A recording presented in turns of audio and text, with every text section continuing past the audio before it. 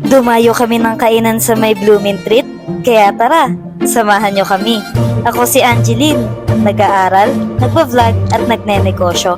So hi guys, nandito na nga pala kami sa may Blooming Treat. Kami kakain sa may Kubo by Gilids, 844B, Santo Tomas Street, corner Blooming Treat Road, Sampaloc, Maynila. Ito yung sikat na kainan dito guys, isa sa sikat sa kainan dito sa may Sampaloc, Maynila. Itatry natin siya ngayon kung totoo ba na masarap yung mga pagkain dito.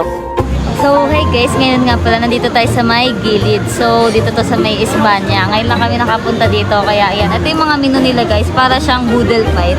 Ayan, first time ko kakain dito, titikman natin kung masarap talaga. I-rate natin siya, ang rating natin 1 to 10. I-rate natin siya mamaya pagtapos natin kumain.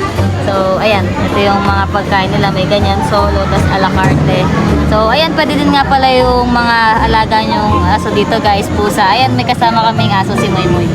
Lagi namin kasama. Habang hinihintay nga pala namin yung order namin guys, isi-share ko lang sa inyo saglit tong sabi ni Father Raura na mas pinagpapala ng Diyos ang mga taong nagpapasalamat pa din sa Kanya sa kabila ng pinagdaraanan nilang problema. So guys, wag natin kakalimutan magpasalamat sa Diyos kahit nakakala natin pinagtakluban na tayo ng langit at lupa dahil sa mga problemang nararanasan natin at stress sa buhay. Wag natin kakalimutan na ipagpasalamat pa rin natin na nasa-survive natin lahat ng problemang dinadaan. Maniwala kayo sa hindi niya ibibigay yan nang hindi niyo malalampasan yan. So guys, ayun, dumating na yung order namin. Kumakain na kami. Ang ganda ng pagkasayan guys, hindi lugaw. Tapos ang daming rice. Ito yung mga ulam namin. Meron din itlog na pula. Tapos merong bagoong. So ayan, kain tayo guys.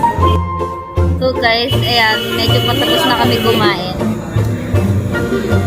So guys, paalala lang, reminder lang. Huwag nyo nga palang kalimutan na i-treat yung sarili nyo paminsan-minsan. Kumain kayo sa masarap na kainan kasi deserve nyo yan sa araw-araw na nabubuhay kayo, sa araw-araw na umaharap kayo sa mga problema, sa stress, ganyan. I-treat nyo yung sarili nyo guys.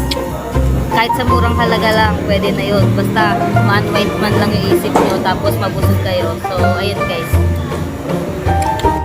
So guys, ayan, tapos na tayo kumain. So, ayan, simot namin kasi napakasarap. So, honest review tayo guys. I-rate natin siya 1 to 10. Ang ratings natin dito is 11 out of 10 kasi sobrang sarap ng kanin nila guys. Alam mo yun, pag masarap yung kanin guys, mapapasarap talaga yung kanin mo, ay yung kain mo. So, ayan, naubos namin guys.